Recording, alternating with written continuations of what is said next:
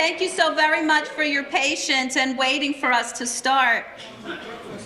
My name is Michelle Morgan. I'm the Director of Senior Services of Woodbridge Township. The mayor was here moments ago, but he had to run.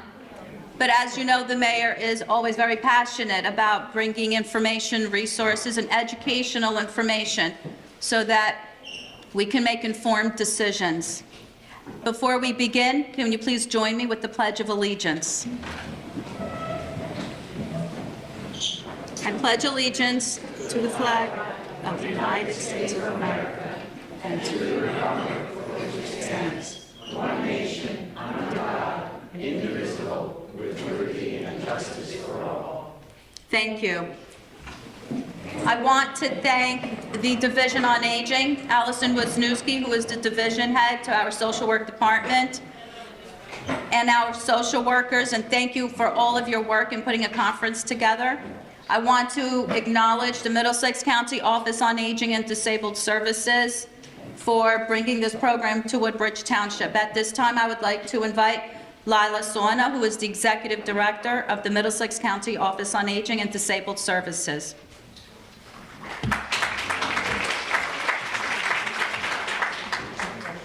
Thank you, Michelle, and good morning. Happy St. Patrick's Day, everyone. No. Top of the morning. As Michelle mentioned, I'm Lila Sauna, the Executive Director for the Middlesex County Office of Aging and Disabled Services. First, I would like to thank Mayor McCormick, Michelle Morgan, and Allison Cohen and all their team for hosting this event with us. I would also like to recognize Assemblyman Craig Coughlin, who represents you in Trenton, and our Commissioner Director Ron Rios, our Commissioner Director here in Middlesex County, for being with us today. I would also like to mention that we have Detective Nate Santoni and Detective Brian Vella from the Woodbridge Police Department. I would also like to thank our presenters for today's conference: the Middlesex County Prosecutor's Office, the County Division of Consumer Affairs, County Office of Weights and Measures, the Internal Revenue Service, and the Senior Medicare Patrol. I'm sure you've taken a moment to visit their tables, and we also have tables here from the Social Security Administration, AARP, as I mentioned, Senior Medicare Patrol, and NJ Stay, along with your local police department. I would like to thank again Middlesex County Commissioner Board for their continued ongoing support. Commissioner Director Rios and Commissioner Ascona Barber, Chair for the Department of Community Services, both have been longtime leaders in the county's efforts to improve the quality of life for all Middlesex County residents. I'd also like to thank Megan Davey, our Department Head of Community Services, for her continued support. This conference could not have been organized without Jocelyn Shapiro, Division Manager for ADRC, Alicia Ryder, and Gabriella Abreu, our Outreach and Events Coordinators. Thank you. Just a few housekeeping items. Please ensure that your phones are on mute. The presentation slide deck will be emailed to all our attendees, and we would very much appreciate if you would take a moment to complete a program evaluation form at the end of the event. But we have a full agenda today. Middlesex County's older adult population is approximately 194,500 people, making up 22.5% of the county's population. Nationally, by 2034, just 9 years away, older adults are expected to outnumber children under 18 for the first time in history. With the growing number of older adults population in the United States, older adults are becoming an increasing target for scammers and fraudsters at an alarming rate. In fact, according to the FBI, seniors lost $3.4 billion, that's with a B, $billion to scams in 2023. This highlights the alarming rise in fraud and healthcare schemes targeting older adults. We will thoroughly explore the various types of scams criminals are currently using to exploit seniors, providing detailed insights into how these deceptive tactics work. Additionally, presentations will offer practical advice and strategies to help older adults safeguard both their finances and personal information, empowering you with the knowledge needed to recognize and prevent falling victim to these fraudulent schemes. The Inspector General of the Social Security Administration has designated March 6, 2025 as National Slam the Scam Day, an outreach campaign to raise awareness of Social Security scams and other government imposter scams. It's part of the National Consumer Protection Week, which was March 2nd through the 8th. In 2024, the Federal Trade Commission received over 195,000 complaints of government imposter scams, with Social Security at the most frequently impersonated agency. Almost 12% said they lost money to a scammer, a total of more than $97 million in Social Security scams. Scammers often target the elderly, those most limited with English proficiency, and veterans. To prevent further losses, we urge everyone to use caution when receiving calls from someone claiming to be from a governmental agency. Recognizing basic signs of a scam is helpful in stopping fraudulent activity. Remember, scammers contacted you unexpectedly. They'll call in the middle of the night or very early in the morning. Scammers pretend to be from an agency or organization you know to gain your trust. Scammers say there is a problem or you'll win a prize. And scammers pressure you to act immediately. This needs to be done immediately. And they'll tell you to pay in a specific way. So remind your friends and family to hang up on suspicious calls from government officials calling you without a problem or calling about a problem with your Social Security number or account. It's okay to be rude to these callers. We're taught to be polite, to answer questions, but with scammers, it's a multi-billion-dollar industry, and the longer you stay on the phone, the longer they think that's good. So they'll keep trying to call you. And I had that with my mother, who I had told her about the grandparent scam, which you'll be hearing about today. And so she got that call finally. And, as many of you have, I'm sure. And so she was curious and she listened and she stayed on. And then they finally said, this is your grandson's in trouble. And she finally said at the end, I don't have a grandson. And they hung up. But unfortunately, she stayed on to hear everything that for months after that, she kept getting scam calls. So be rude and just hang up immediately. And never make any payments with gift cards, wire transfers, or by mailing any cash. Awareness of fraudulent tactics is the best way to shield against their schemes. And that's why we're here today. So at this time, I would like to welcome Detective Santoni and Detective Vella from the Woodbridge Police Department.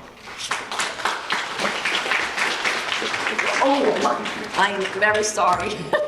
Before we go on with the detectives, I would first like to ask Assemblyman Coughlin to please come up and say a few words.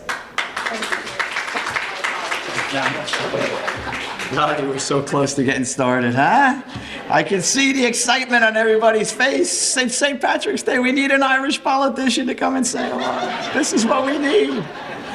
At least what I do, I brought flowers. There's carnations tinged in green, so please make sure you get one of those and take it home and show them off to your friends. And it's not a scam. We're not going to ask you for money. If we do, say no, hang up, run away. Let me take everybody. First of all, wish you happy St. Patrick's Day, and I'm so flattered to see so much green out of there. This is our holiday. We're so happy to be celebrating. It's like so many Americans, right? I think it's something uniquely American. Celebrate and be fiercely proud of your heritage, and be fiercely proud of being an American citizen, right? No other place in the world, I would suspect, would people understand if someone walked up to you and said, "What are you?" You'd say, "What am I?"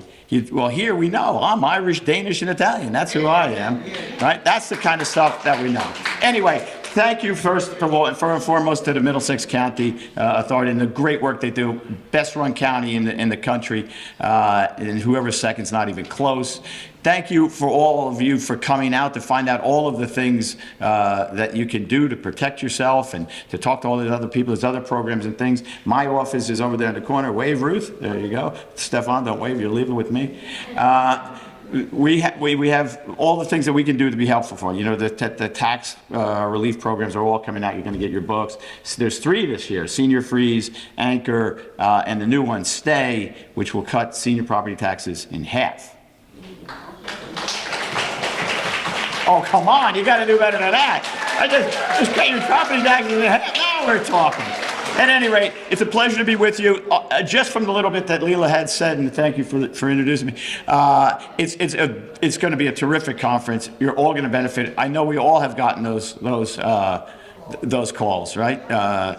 They're trying to get us to do this or that or the other thing, and you have to do it now. And sometimes it's fun to play around with them on the phone, but to Lila's point, don't. Just get them off the phone. Be rude. Say goodbye. The government never calls you up and says you have to pay this right now, and you never got any paperwork. You'll get 15 notices before we ever do anything like call you.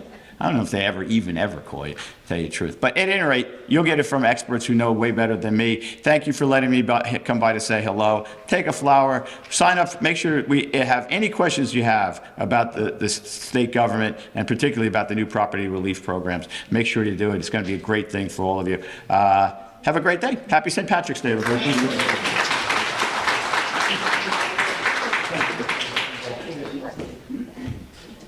Thank you.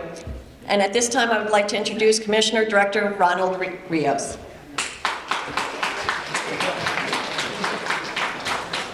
Thank you, Lila. Good morning, everyone. Good morning. First, I see some veterans here. Do we have veterans here? I've seen some stand up. I want to say thank you, and you get recognized for your service to our country. Yes, he's a veteran. Thank you for your service. I want to say thank you to Lila and all from our Office on Aging for doing this program here. We've all been, I'm sure everybody here has had an incident where somebody either called or sent you mail or an email. I've gotten them many times. I'll give you two for instance. I know a woman that's an attorney, very, very bright, and she got the call about her grandson, blah, blah, blah. And she was scammed out of thousands of dollars. Yeah. So you have to be very careful. And I'm going to tell you another incident. My wife's aunt, who happens to be 99, and about a year ago, she never had children, so we're like her children. And she got a call that my granddaughter, and mind you now, I said she never had children, that she got a call that my granddaughter was in trouble and wound up trying to get money from her. So how do they know that? It's just incredible. But you're gonna hear from experts, and I say experts, because this Middlesex County Prosecutor's Office is amazing. I get emails from them, what they do, and it's incredible of the great work that they do. But I just wanna stress, please be careful. I've gotten many things in the mail, many things emailed to me, phone calls, and I just ignore them. And you just got to be careful because it could really hurt you financially. And again, listen to what they say because they're going to give you a lot of great information. Stay safe and happy St. Patrick's Day.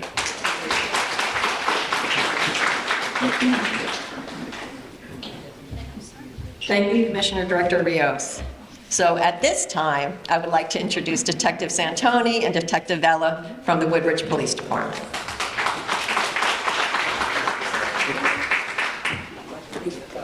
We set up to. Good morning, guys. Good morning. I'm Detective Santoni. This is my partner, Brian Vella. I'm Detective Vella. Can everybody hear me? Yeah. So I'm going to talk without a microphone just to kind of reiterate some things that Detective Santoni is going to go through. Okay. So today we're going to be talking about scams, schemes, and frauds impacting the older adults in the community. So some of this stuff we're going to go through, and then some of the other presenters may go through, but it's very important. So if you hear it twice, 3 times, it is very important because this is your money that you could be losing. So as a young child, my mother used to tell me that I could be anything or anyone I wanted to be. That technically is identity theft. So what is identity theft? Identity theft occurs when someone uses your personal information without your permission or knowledge to obtain credit or goods. How is your information obtained from businesses and other institutions? So they access on-the-job records or information, they computer hack, they dumpster dive, They use skimming or shimming devices. Those are when you go to the ATM or cash register. They use the dark web, and from your house, they'll steal your mail, residential burglary, again, dumpster diving, and pre-approved credit cards. You guys get those in the mail, right? Pre-approved? Yeah. Spread those up. So if I can give you any one piece of advice that's very important to take from today, when you withdraw money from an ATM machine, cover your PIN with your hand. It's very, very simple.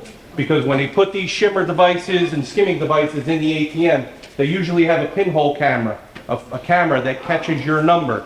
So all you gotta do is just cover that, okay? Our director, who just retired, let me work with the FBI on a job where $4 million was stolen from a local bank. And they let 2 detectives, myself and another detective, go along with the FBI, Middlesex County Prosecutor's Office, and we ended up catching a crew from Europe that came to our country to circumvent our financial system. So, and all it was a skimming device on ATMs at your local 7-Eleven, CVS stores. They'll put it right on top. You can look at these videos online. It's simple and quick. And what they do is they record your information, and then they go to the banks, and they were using gift cards. Okay, so like I said, what they'll do is they'll put little skimmer or shimmer devices in your ATM machine, and then they have a little camera that could be anywhere. It could be on a poster on the wall, could be on the actual machine, and they're looking for your PIN number. And then what they'll do is they'll transfer that information to another card, and then they'll go to other banks, and they'll let it rip, and they're just withdrawing money from your bank account. So, if one piece of advice, cover your PIN code when you're putting it in, okay? I do it every time I withdraw money. So how do I prevent this from happening to me? Mike, How do I prevent this from happening to me? Ben. You're gonna shred everything that has personal information on it. Be mail conscious, check your credit report, bank and credit card statements regularly. Use contactless payments like Google or Apple Pay. But I would be precautious with that because I did have Cash App and someone hacked my account and took $2,500. So yeah. If you didn't initiate the call, don't give out personal information. Don't respond to emails asking for personal information either. And if you didn't play a lottery in a foreign country, you did not win. So the one there that's really key is if you didn't initiate, that's a key to everything. Whether it be somebody coming to your house, whether it be somebody giving you a phone call, if you didn't initiate it, you should question it. Okay? So right off the bat, you should automatically question it. And if you have any questions on top of that, our police department is one of, I don't know, very few I think now, where you call the number and you actually talk to a human, which I absolutely love. So you call that 634-7700 number and somebody's going to answer that phone and they can answer your question. And if not, they'll get you to somebody who can answer that question. So that's one thing I love about our police department.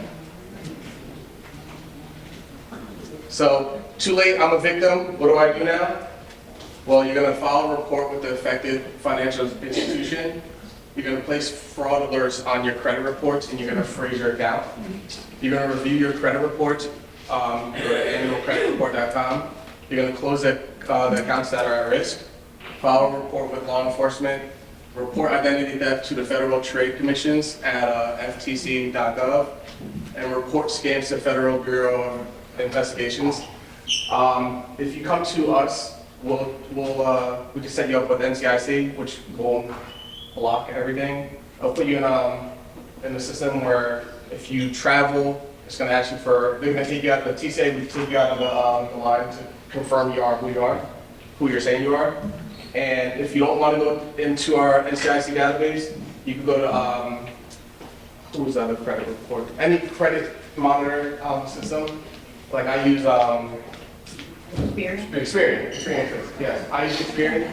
At any time, if I think that there's anything going on with my account, I log on and I can freeze my accounts. And also with that, it'll tell you your credit scores, your 350 scores. So who pays for the loss? If you are a victim of identity theft, you are not responsible of paying the money back. The institution suffering the financial loss will become the victim if you follow the protocol. So you have to file a report with them, then file a report with us. So current frauds and scams,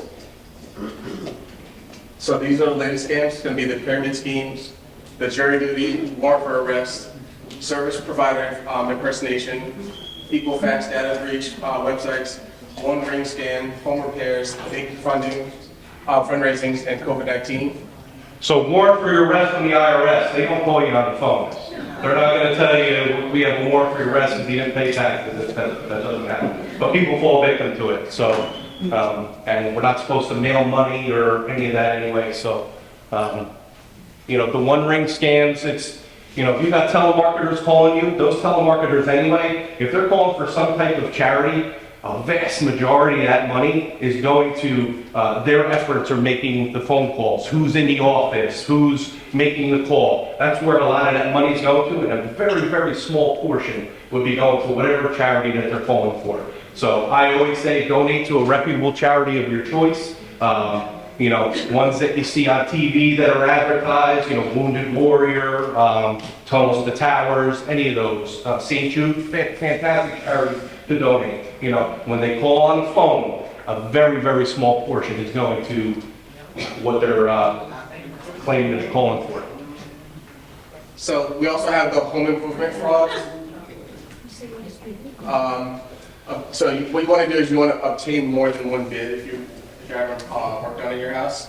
Just don't go with the first person who could be getting schemed or scammed. Insist that the contract be in writing. Don't do just the, hey, I'm going to give it to you for this price and word of mouth. Do not pay contractor before you read and sign a contract. Also, don't pay more than a third of the price to begin the work. Sign the contract before the work begins and keep a copy for your records. You're going to the contract must state that the exact work to be done and include start and completion dates along with the total cost of the project. Obtain the name, address, and phone number of the contractor. Get their license and the name that the license is under. Check to see if the contractor is registered with the state of New Jersey. There's a little link right here. Service checks, license check, license.aspx, or just Google it. Check for complaints with the BBB. Check the Google reviews also. And then never make final payment until you're satisfied with the work.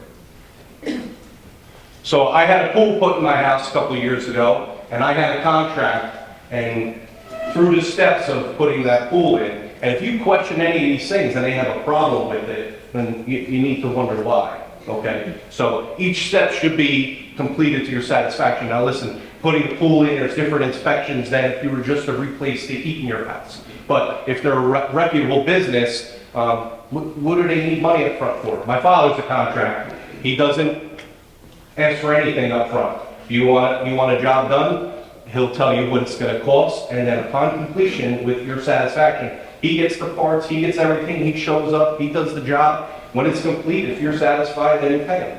So, but, you know, look for reputable businesses so you don't get scammed. You know, these scams, they do roofing scams, chimney work scams, driveway scams are very, very, very common. And most of these times, they come and knock at your door.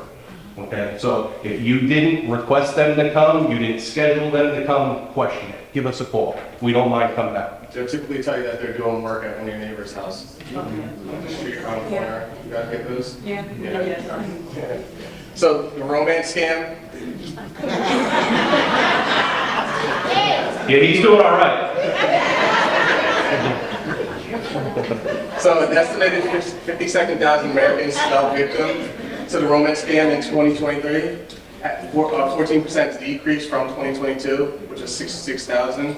The amount lost in 2023 was an estimated 638 million, as opposed to 791 million in 2022, 19% decrease.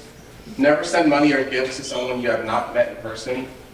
Also, take it slow, ask questions, look for inconsistent answers, and then look for spelling errors. And what they're going to do is they're going to try and play at your heartstrings and make you think you're, you know, make you think that they care about you. And lots of times they look for people that are down and out and lonely. With this day of the internet, people can find out information on just about anybody. It's out there, you know. So the phone scams, the grandma, grandpa scams, fake charity, utility company, phony government, and then lotteries and sweepstakes. So the grandma, grandparent scam, very, very, very common. Usually that starts out with a phone call, and they do their homework prior. Sometimes they'll say it's your granddaughter was involved in an accident, and it never stops from there. They'll have somebody that acts like your grandchild, and they'll say, first thing we need is we need to retain an attorney. It starts with $2,000 as a retainer for the attorney. Then something more serious happened. The individual in the other car was pregnant, the baby's passed away, now we're looking at additional charges, so we need another $5,000, and before you know it, you're going to the bank and you're withdrawing the money because you think this is a legitimate call, okay? So when you go to the banks and you try to withdraw money, sometimes you may get mad at the bank employee and say, it's my money, it's my bank account, I want to withdraw it, it's my money. But those are professionals that are working at the bank that deal with these scams. So when they're giving you advice saying, tell me more about what you need the money for, don't get mad at them. Explain it to them. And then they will tell you, I think you're being scammed, you might want to call the police. Okay? And then file a police report. Very, very, very common. You know, some of these people, you know, we had a very sweet lady in Colonia I investigated. She was out $40,000 because it kept going and going and going. You know, so really unfortunate. It's your money. Yeah, and it happens to everyone, especially at banks. I went to take a deposit out for, I think it was down payment on the car, and my teller just gave me the runaround. She was like, what do you take money out for? What do you need it for? And I was like, I'm not getting scammed. Like, I'm going to make a purchase. And she laughed, and she was like, okay. So, they are doing their jobs. So, like Detective Bella said, the grandma and grandpa scams. So, you know, this is a picture here. You love your grandkids, you love your children, you want to do for them. You know, it's your nurturing side, it's your kindness. It's, you know, nowadays, I'm a person that always has cash on me because what if there's an emergency? Your generation was always cash. You probably have cash in the house. That's your generation. Now, he's a little younger than me.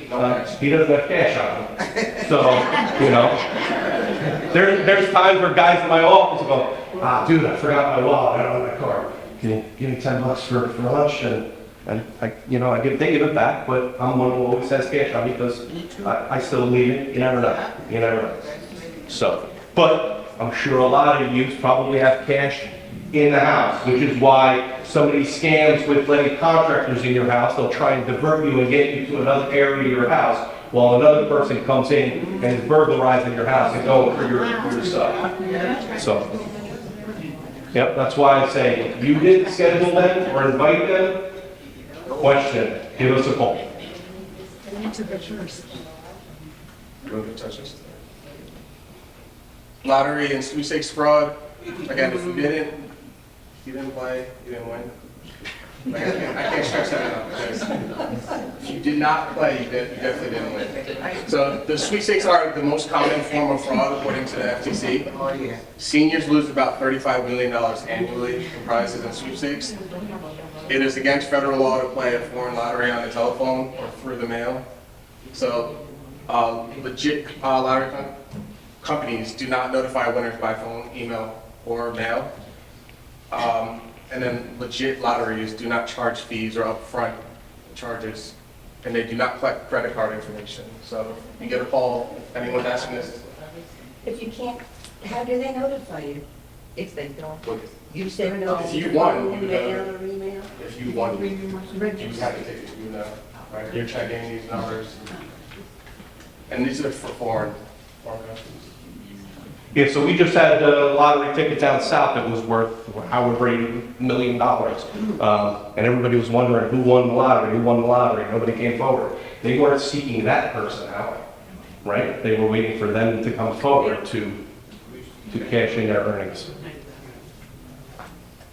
So how does it work? Fraudulent foreign scam artists telephone or send mail to people in the U.S. telling them they won sweepstakes in a foreign country or on a foreign lottery. Victim is told that he or she must first pay fees for shipping, handling, taxes, customs, and other supposed expenses by wiring money, sending a personal check, providing credit card information, sending money by order by overnight, a money order by overnight delivery or a courier, or purchasing gift cards. No legit lottery company is gonna ask you to purchase gift cards today, please. No Apple gift card, no Target. It sounds dumb, but it happens. And so don't forget too, these are professionals that are professionally trying to scam you. So if you have a question, they have an answer. They have a playbook that they're going by. You have a question, they have an answer. So, They literally have a full script. Right. On rebuttals to anything you're gonna say. So the top 6 COVID-19 schemes were the home test kits for COVID-19, the bogus CV-19 related products and services, impersonated a government agency, insurance scams, and stimulus-related scams.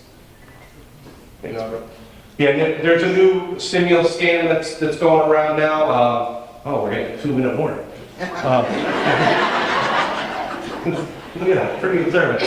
So, there's a new like $1,400 stimulus scam. They're not gonna call you on the phone, they're not gonna email you, they're not gonna text you, okay? You're gonna get something through the mail for that, okay? So just be aware of that. So, and there's also the, I got it a couple of weeks ago, was the tolls, the Easy Pass scam. I got a text for Easy Pass.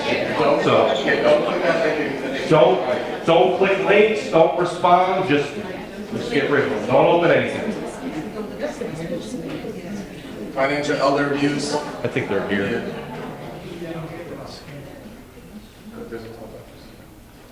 Yeah, I mean, just make sure you have, persons of trust. Like, we have the little pamphlet up there. It's a magnet that you fill out some personal information with like an emergency contact. If you could just grab one, I mean, it helps us out immensely. You never know when somebody may go missing, you may fall ill or something. We have to respond and we have to get a hold of somebody. Lots of times we have to get detectives involved to do research and stuff. And if you have that stuff like readily accessible for us, it just makes it that much easier for us to get a hold of who we want to get a hold of because, we do care and we want to make sure you get the proper care and where you need to go and the proper channels need to be notified. Okay, so I just investigated a missing person a couple days ago. Unfortunately, she's okay, but she was involved in an accident. But I had to do some research to find out who the family members were to get them to her. You know what I mean? So if you could fill out one of those pamphlets and leave it either in a drawer or somewhere accessible, it does help us out a lot. So conduct crimes committed by a relative and caregivers, taking their money, taking property and valuables, cashing pensions and social security, using credit cards or credit lines, changing trust or power of attorney type of the house, and then adding their name onto financial accounts. And I don't know if you saw the slide before this, said 2/3 of perpetrators come from relatives or loved ones. Yeah, I mean, lots of times it's somebody known to you. I mean, the same thing goes true with like sexual assaults and those type of things. It's very hard to think of, but lots of times it is somebody that is known to the victim, unfortunately. So bottom line, do not send money to someone you don't know. You don't have to pay money to win a prize or a sweepstakes. Don't deposit checks sent by someone else and told to wire the money. This makes you a money mule. Don't purchase gift cards or wire money. The IRS, utility companies, and law enforcement will not call you on the phone and demand money from you. Law enforcement also will not arrest you for not attending jury duty. If you find yourself at the store, buying gift cards to make a payment or send money after receiving a phone call, stop thinking and go home. And if I call you from the police department investigating something, I don't take it personal if you say, hey, what's the main number of your police department? I'll give you the number of the police department. You can call the police department and vet whether or not I'm a true detective or not. I don't take that personal. I mean, it's you covering yourself. And then you can give me a call back. That's fine. I have no problems with that. Okay? So, quiz real quick. What's the one thing I want you to do? Cover your PIN number. Cover your PIN number. Fantastic when you're at the ATM. We have a winner. All right? Thanks for your time.